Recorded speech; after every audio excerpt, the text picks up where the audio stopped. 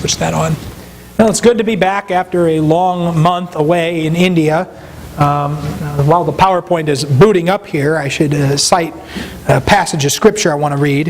In Acts chapter 14, after Paul and Barnabas had gone on their first missionary journey, and they had gone through all the churches in the Galatian region, and they had established congregations, and they had edified congregations, one of the things that they did, which apparently they thought was important to do, was they came back to Antioch, which had sent them out. And in verse 26, it says that from there they had sailed to Antioch, from where they had been commended to the grace of God for the work which they had accomplished. When they had arrived and gathered the church together, they began to report all the things that God had done with them, and how He had opened a door of faith to the Gentiles. And they spent a long time with the disciples. Well, don't know why it's that way.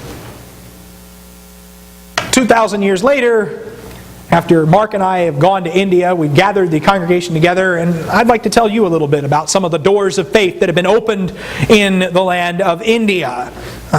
This is a work that has become very near and dear to my heart, and I appreciate so much the prayers and the concern and the help that many of you have given me in the time that we did this. The Lord's work in Andhra Pradesh, and I'm trying to be specific about this, India is a very populated country, and put this in perspective, this is far, far larger population than we have in the United States and America. Telling somebody that you're going to go preach in India, it's like if I were to go say, I'm going to go preach in the USA. That's not very specific at all, is it? Which state are you going to preach in? Which city are you going to preach in? And no one man can evangelize an entire nation. It's not going to happen. Two men can't do it. India is far larger population-wise than the United States is, and so there's a need for more workers. At 1.21 billion people, that's according to their last census. It's probably larger than that now. That's roughly a sixth of the Earth's population. That's a lot of people crammed into a small area. They're the second most populous country on Earth. Their literacy rate is 74%, which means that if you walk up to people on the street, there's a 1 in 4 chance that the person you walk up to doesn't know how to read. That obviously probably varies depending on which city you're in, obviously, but still, that's fairly low compared to the world average. This also means that India has the largest volume of illiterate people everywhere in the country. They are reliant upon those who proclaim the Word of God to tell it to them. Then, when you couple that with the fact that 80% of the country is Hindu, and there's already kind of an unfriendly air towards Christianity. There's a political party in power called the Bharatiya Janata Party, or the BJP, it sometimes goes by. And they just, like the day before we left India actually, we saw in the newspaper that they had just scored some major wins in Congress. They still don't have a majority of the Congress. It's very hard for any one party to get the majority, thankfully. But they are now easily the most powerful party there. And because they are the Hindu fundamentalists, they are quite opposed to the idea of conversion. There has been a long debate in their country about what we call conversion laws or anti-conversion laws. And what they're doing is they're marketing this under the guise that there's people coming in from other countries and they're forcing people to convert away from Hinduism, and they're going to indoctrinate your children, and they're going to do all these other terrible things. So we got to outlaw this kind of thing, is what the attitude towards this is in India. And right now it still varies depending on what state you're in. Andhra Pradesh, thankfully, is not as harsh on this as some of the other states are. I was reading one state in India currently requires you to give 1 month's notice to the government before you change your religion. I want to get baptized, but I got to fill out this form and wait, and there's a 1 month waiting period before I can get in the water. That's kind of the situation there. And again, there's other states that just flat out have anti-conversion laws, and some states are a little more lenient. But that's something to pray about. Christianity has obviously survived far worse than that, in far worse conditions. The Romans would feed Christians to gladiators. They would feed Christians to lions in the gladiator arena. I just realized how bad that sounds. I'm going to blame that on the jet lag. Somebody asked me this morning if I had recovered from the jet lag. I've been up since 3:30. You tell me. But no, there's a problem there, obviously, with people trying to stop the spread of the gospel. No one's going to stop the spread of the gospel, but they will try to make it difficult. And so I would exhort you in the manner of 1 Timothy chapter 2, pray for the brethren there. Pray that those in power will make laws so that these people can live a quiet and peaceful life. And pray that in all things that we will be able to proclaim the word boldly and without fear.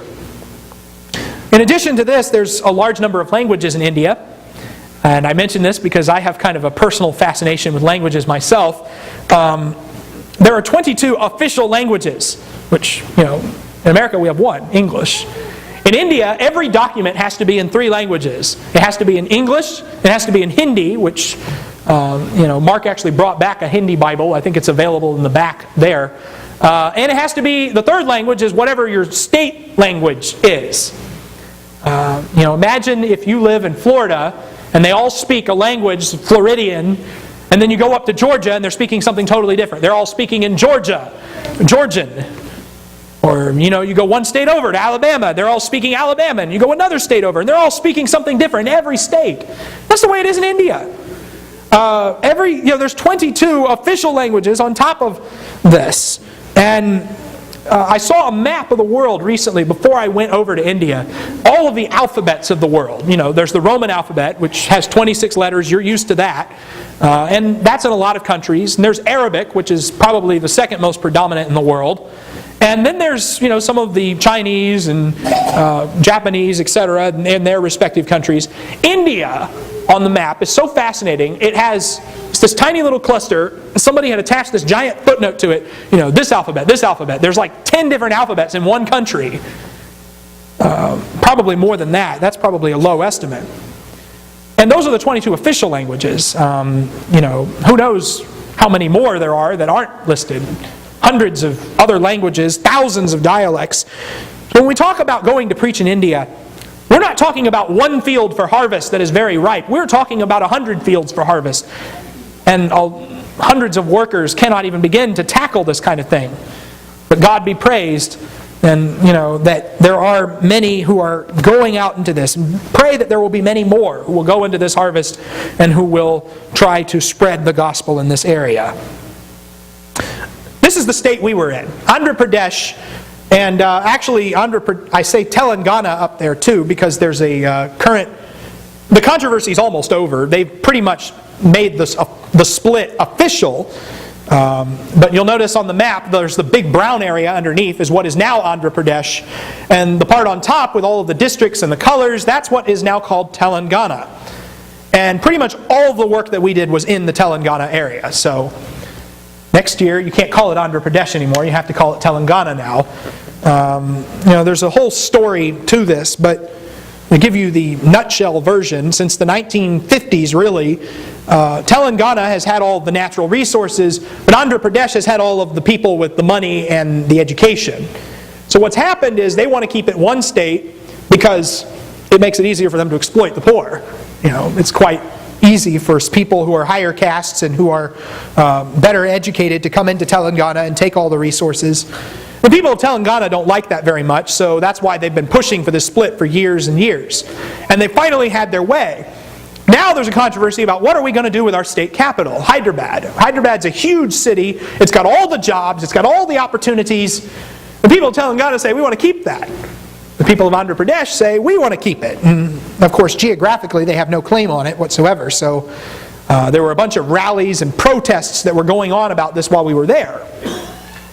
The end result of all of this is that there were some nights where we were not able to go into the villages. There were some occasions where we were not able to preach to people because these political rallies, were stirring up a lot of trouble in their areas. And it was deemed wise by our guides, Dina, Dayal, and Isaac, that we should be kind of kept away from that and not get involved in the Telangana protests or celebrations or whatever you want to call them. The primary language in this region, both of these states, is Telugu. Telugu is it's a language unlike anything I've ever worked with before. Very large alphabet, very complex speaking. Everything ends in oos and e's. But it's still quite strong in that area. There are 3 basic places that we worked I list Hyderabad up there because Hyderabad is the city that we flew into. It's the city that we flew out of. Mark, I think, spent more time actually preaching in Hyderabad than I did, so he can comment more on that when he gives his end of the presentation next week. But for the first week, we were in Jadcherla, which is in the district of Mahbubnagar. And Mahbubnagar, excuse me, I got to say that right. And since you can't see on the map, you're probably squinting from the back to see these tiny letters. Mahbubnagar is the district that's green and at the bottom of Telangana. All right. Then the pink one next to it is Nalgonda, and that's where we went the second week. And then right above the green and the pink districts is that yellowish one. That's where Hyderabad is located. That's where the state capital is. So you can't read the lettering. That's me giving you the color version. If you're colorblind, I'm sorry. I don't know how to communicate to you. This is the first week we were in Jadcherla. We held preacher training classes there. In the second week we were in Nalgonda. We held preacher training classes there. And the third week, Mark and I split ways and we went to preach in various surrounding villages throughout that time. Here's just some pictures from the initial impression of India. The two men are Dina Dayal and Isaac. Dina Dayal is the one on the right, and he preaches in Jadcherla mainly. And Isaac's the one on the left, he preaches in Nalgonda mainly. And both of them are very hard workers, and they're very diligent at proclaiming the gospel. They're both excellent translators. They've translated for Mark and I. Dina Dayal's son Samuel also does a little bit of translating, and he worked with me a little bit in Jadcherla. It's kind of funny, both of these men are such hard workers and they've become such good friends, near and dear to my heart. And in some ways, you couldn't find two more opposite personalities, I guess. Dina Dayal is very calm, soft-spoken. He'll tell you things nicely. Isaac is more direct, to the point. But they're both very, very. They have hearts for the gospel, and I've learned to love them both dearly in the time that we've spent together. Both of these pictures were actually taken at the same table. If I'd gotten the angle a little right, it would have looked like it was the same shot, but that's not the way it worked. Mark was not at that particular lunch because he had lost his voice and was confined to bed rest all day. It was the next to last day we were in Hyderabad. I probably should mention that just about everybody got sick that month. And I had a suspicion that we got it here and took it over with us because, I'm finding out that our families got pretty much all the same symptoms while we were gone. Mark probably had it worse than I did. The first day in Jadcherla, we got about halfway through the day and he had to lie down and was completely incapacitated for Tuesday. But he was able to, he and I were trading off chapters for the rest of the time. Let's talk about some of these other pictures. The picture in the upper left is a cow, one of the sacred cows of India, and it's eating garbage. And I saw that when we were driving through, and I saw that when Isaac and I were driving around. And I said, I got to get a picture of that. So that's because that's about what it's like in India. There's garbage on the side of the road, and there's livestock everywhere. It's really quite frightening, the traffic in India. You know how in America we drive on the right side of the road? Well, India, they get a lot of their ideas, a lot of their traditions from the UK, so they drive on the left side of the road. But you know how in America we stay on our side of the road? They don't believe in that in India. They believe that it's kind of, you drive on this side of the road if you feel like it. Veer around a little bit and, somebody's coming at, it's head-on traffic sometimes. There are roads that are sometimes too narrow for two cars to pass each other, so one will have to swerve to the side. It's this longest game of chicken in your life that you will ever play. And, it's absolutely terrifying, I guess. The road. And another thing, I don't think I can ever complain about American roads again and the condition that they are in. I've driven on some pretty awful roads, especially in the Chicago area. But I tell you, India just makes it look like everything is nicely paved and wonderful. Because everything in India has potholes, has whole sides of the roads that have collapsed. You've got areas that are just huge areas between the village that are permanently under construction. Those areas that the government brings up and says they're going to work on every year around election time, and the rest of the year it's like that stuff doesn't even exist. There's auto rickshaws everywhere. That's the yellow taxis in the upper right photo. There's also a lot of motorcycles. And, if traffic stops, the motorcycles are all going to go around you. You know how in America, two cars will get to an intersection? No, you go. No, you go. That kind of conversation. That conversation never takes place in India. It never happens. The thing that will happen is they'll both try to get in, and you'll just kind of expected to swerve around each other. You know how you turn left on US 19, you wait for the cars to pass one way, you wait for the cars to pass the other way. It doesn't happen in India. You just turn left and people will go around you. They're expected to. So it's quite frightening driving around. Food. The picture in the middle is the food, or some of the food. My wife likes to take pictures of food when it gets served to her, and I figured that it wouldn't be appropriate for me to come back without at least one picture of the food. So that's breakfast in India. The thing that looks like a donut, that's not a donut. That's called vada, and it doesn't taste anything like a donut at all. There's peppers in it. And breakfast is served spicy. The two things next to it are idli, the white cakes. They're made out of rice. It's kind of like rice pancakes, but you dip them in those spicy sauces that are right next to it. Breakfast is spicy. Lunch is spicy. The only time I had eggs was at dinner. The breakfast foods and the lunch foods are kind of flip-flopped a little bit. They like rice, lots of rice. According to Isaac, if the Indians don't get rice, they can't sleep. And they have lots of flatbreads, which I love, and which they use they also use it for their Lord's Supper bread because it's unleavened. And so, there's just a lot of different things we could talk about. I don't want to get too far and deep into, the things that I could say about the culture in India and all the different culture shocks you run into because, well, we'd be here all day if I told you all of that. I can't condense a month's worth down into that. We'll also talk more specifically about the work there. This is the first place we went, Jadcherla, and these are just some of the pictures of, most of these were taken from the hotel room we were staying in. There's several pictures that Mark took that are in this presentation, and I borrowed them and touched them up a little bit because I'm not very good about remembering to take pictures myself, so I have to borrow other people's photos, but I hope that he won't begrudge me the plagiarism. There's a swimming pool at our hotel in Jadcherla, actually, and there's garbage in the swimming pool. I didn't see anybody actually swimming there. The Indian countryside is beautiful, but there's a lot of random things scattered around, and there's a lot of pollution, and there's a lot of trash is thrown by the side of the road. They don't have dumps like we do. They just burn all of their garbage, and that's whenever the pile gets too big. The preacher classes that we had in Jadcherla, these are just some shots from the class we had in Jadcherla. Dina Dayal is, of course, on the far right. And what's sitting in front of him is a huge stack of little booklets that we made.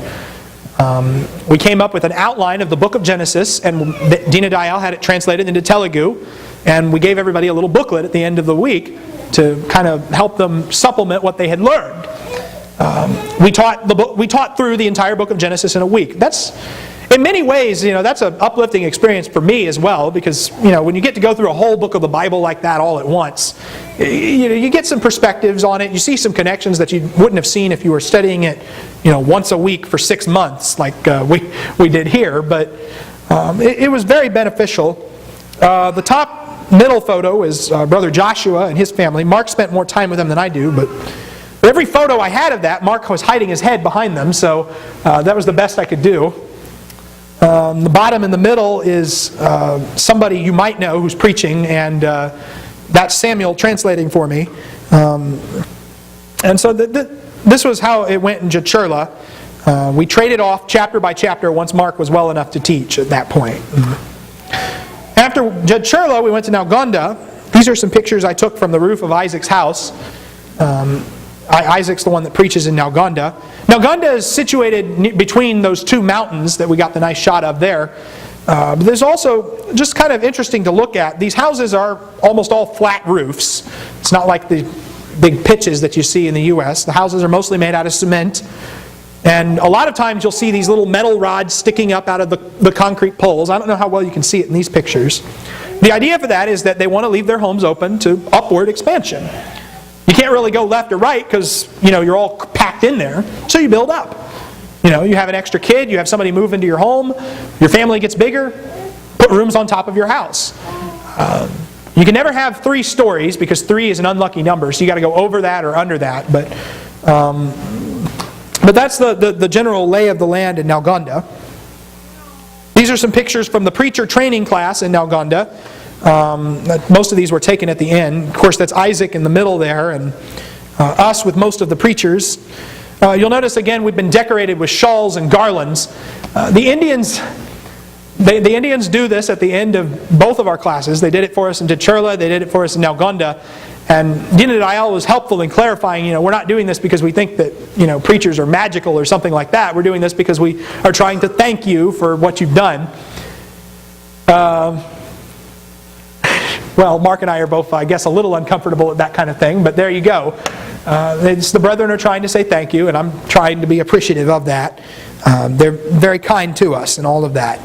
And of course, it was at the end of the classes in Churla and Nalgonda that we distributed the Bibles and the songbooks to them that we had been raising the funds for as well. And if I had been thinking I would have put pictures of that in there as well, but that's what happens. Here are some pictures of just some of the places that we preached in the villages. And everything from one room in somebody's house to the picture in the top on the middle was taken on a rooftop actually. The congregation, they didn't have a place to meet, so they met on somebody's roof. And we set up some lights, and it's precarious because there's no parapet on that roof. But but the brethren meet up there. The picture on the bottom left, that congregation, the rooms in the house were too small, so they had to meet in 2 rooms of the house. And so I'm looking through the door of one room into another room where the rest of the church is. And there's one. So they were meeting in people's backyards. They were meeting on front porches. They were meeting in stone buildings that had been constructed that didn't have the walls plastered. They would meet anywhere and everywhere. There's some wisdom to that. There's some profundity to that because church is not a building. It's not like the building is inherently a sacred space. It's the people. And the congregation that met on a rooftop one night met in somebody's house another night. I've actually got to preach for the same group a couple of times on that instance. And, it's the same congregation. It's just a different location. They have a good sense of perspective on that kind of thing. So that was beneficial. There's also no pews. Everybody sits on the ground. They have these rugs that they set out, and they just sit cross-legged on the ground. And the congregation, in America we sit by families. Your family sits over here, your family sits over here. In India they don't do it that way. They have the men sit on one side, they have the women sit on the other side. And which side they sit on varies depending on which group you're at. Sometimes it's left and right, sometimes it's front and back. But it's just generally considered inappropriate for the men and the women to sit together. So they have kind of a separation in the congregation like that. Sometimes it's generally not even considered appropriate for a man to dote on his wife affectionately in public. Not even really in front of his children, actually. That's something that they consider to be more of a private affair. And so those are just some things to consider. They're very protective of the gender boundaries in India. They do have a few chairs in the congregation that they set up for some of the older men. And they would sometimes sit in the back. And of course they give us chairs as well, the preachers, because I guess they're trying to be nice to us. The songs are all in Telugu, so it's been a very long time since I've actually been able to sing with the congregation. Isaac tried to teach me some of their songs, and it's difficult to get the hang of it because you don't know the language and you don't understand the music. They don't have a system of music notation in their songbooks. It's just the words, which historically they're actually in the majority. It's us in the 20th and 21st century America that thought we needed music in our songbooks. And so that's a very small part of the history of the Lord's people that have seen the need for that. So they have that feature as well. I want to talk a little bit about some of the preachers I met over there. This is Azariah and his family. And Azariah preaches at 3 different congregations. He goes to one on Sunday morning. He goes to another on Sunday afternoon. He goes to another on Sunday evening.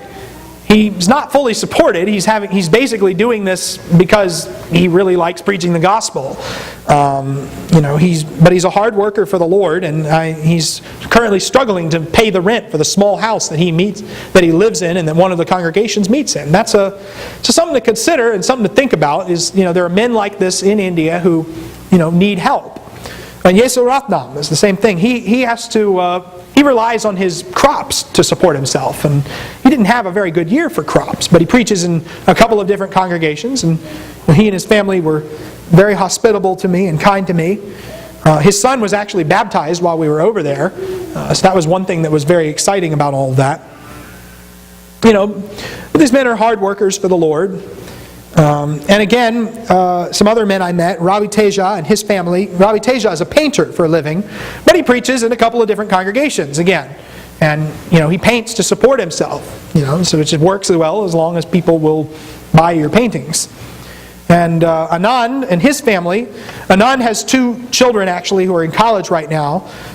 His daughter actually speaks a little bit of English, but his goal is to get them through college. He supports himself as an electrician right now, but his goal is to get them through college so that they can be able to help him continue his work of preaching. Now why do I bring all this up? Well, just to kind of, again, put the idea in your heads and think about this in your minds, that we here are blessed. We have a surplus, we have an abundance of funds in this congregation, and I think something ought to be done with that. I think that the Lord gives you things and gives you an abundance so that you can help those with need, and especially people who have a need in preaching the gospel like this one. Everybody always wants to point to the passage in Acts 18, where Paul makes tents for himself. Nobody ever reads the verse after that. The one where Silas and Timothy show up from Macedonia, and now Paul devotes himself full time to the word.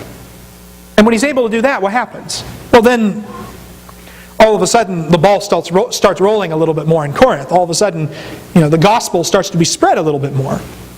Because while it is noble for a man to preach even when no one is supporting him to do it, if he's proven that he'd do that, why not support him? Why not help him? Amen. Why not do something, give him the tools, give him the resources necessary for him to devote himself full time to the Word, so that the gospel may abound and spread all the more. Imagine the work that could be done by these men if they didn't have to work to support themselves. Imagine the kind of, they've already proven that they're all very hard workers in my judgment. So those are things I will leave to consideration here. Another need that was brought up to me while we were there, Isaac and I were talking about this a little bit, is there's not a huge availability of Bible study materials in Telugu. If you think about it, I guess the study of Telugu and the study of Greek and Hebrew don't really seem to overlap with each other too much. There not very closely related languages. And so, there hasn't been an updated translation in a long, long time. And there aren't a lot of resources available. There aren't a lot of writings available. It's basically what the Americans will send them and they can translate is what becomes available to them. So what somebody recommended to me is, maybe we ought to think about sending some Bible dictionaries and giving the preachers something else to work with and to increase their knowledge and their understanding of the Word so that they might be better equipped. And the goal of this preaching effort is not so that we can come over there and keep giving them a fish over and over. Ultimately, the goal, I think, should be that they should be skilled enough in the Word and understanding enough of the Word that they no longer need us to come over there to help them. And that we're able to go and to spread the Word in other places, and they too. That should be the goal, I think, of any evangelistic effort like this one. And, they're such hard workers. If they had the resources, I can only imagine what they would be capable of. These are some of the new Christians, and I couldn't get everybody up here. And actually, I don't have all the pictures anyway, because Mark. There were 21 people baptized on Mark's end of it when we parted ways. But the requests for for prayers on behalf of these people go without saying. The angels in heaven rejoice.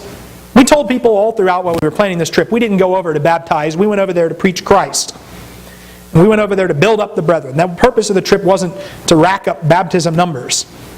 But nevertheless, and I'm of the opinion even that You go over there, you preach the gospel to the best of your ability, no one converts. No one does anything. Was that work a success? Well, yes, it was. Jeremiah didn't get a single convert in 40 years of preaching. But his work was still considered a success. He's, faithful prophet of the Lord. He's delivered himself. But many, many people did listen and did heed the word of the truth. And because of that, God be praised. We have reason to rejoice, as surely as the angels in heaven have reason to rejoice, because there are brethren who have turned away from idols to serve the living God. And in fact, just again, looking at some of this, we'll talk about the benefits of this trip. There were over 70 preachers in those Bible classes. They've been stronger equipped. I hope they're better for it. I think they were by those Bible classes. Over 60 people. I kept telling people 61. Ruth said 67, but she's counting the 6 that were immersed when her father John was over there preaching as well. So, 67. God be praised that so many have been immersed into Christ in response to preaching. And I don't take the credit for that. Mark doesn't take the credit for that. None of us take the credit for that. The credit belongs to the Lord. It belongs to the God who gave us the word of truth and who convicts people of their sins. Hundreds of Bibles and songbooks distributed for the use of Christians. What better gift can you give somebody than the Word of God?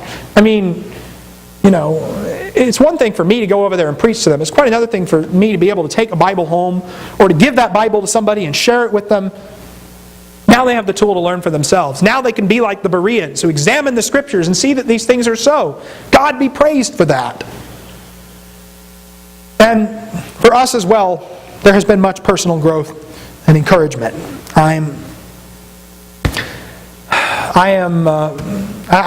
honestly still do not know. I told the brethren all throughout that I couldn't commit to anything for the following year until I had talked to Jenna, until we had evaluated and taken inventory of everything that had taken place. Because, I have a wife, I have a family, I have to get my house in order. It wouldn't be responsible of me to keep, running overseas without making sure that things weren't in order in my house.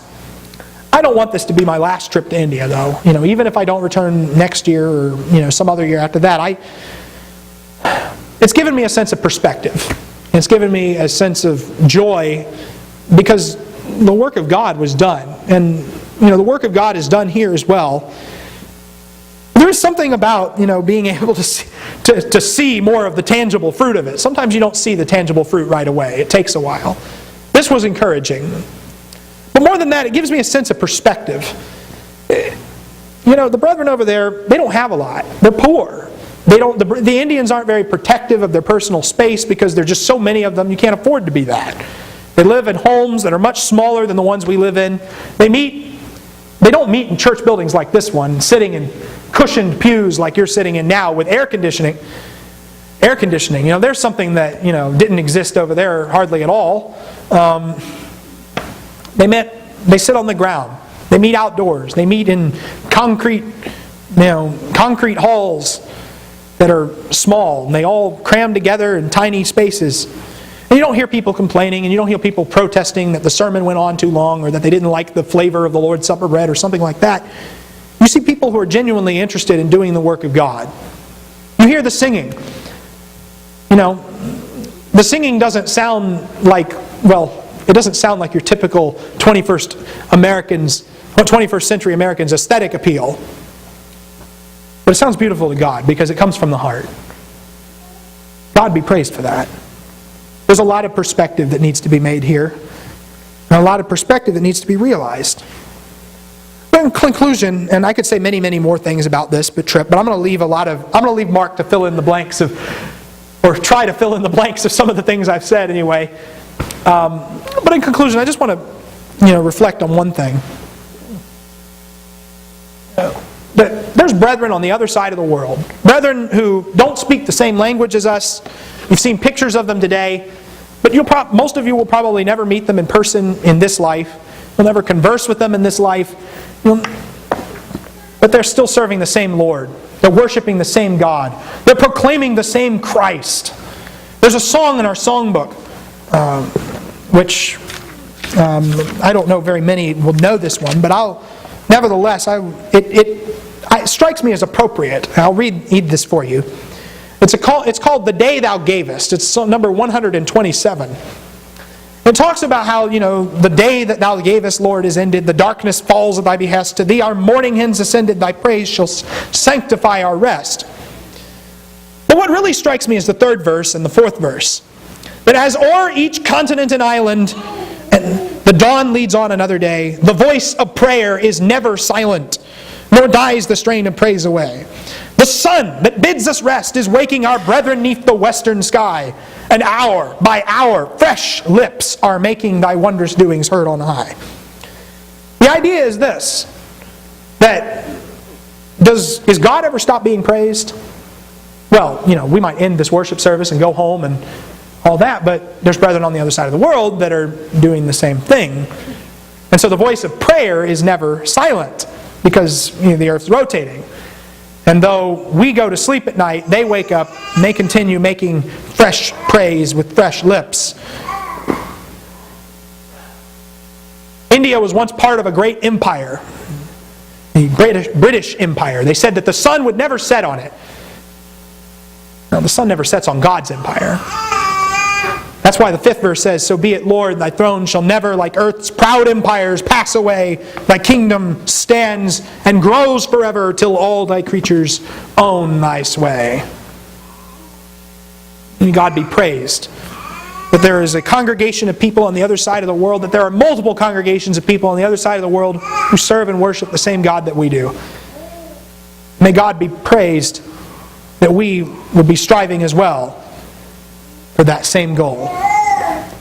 May we all hope to attain to that goal, that we might someday meet for the first time, no longer with a language barrier between us, no longer with an ocean and a half between us, but that we might stand before the throne of God together and call each other brother.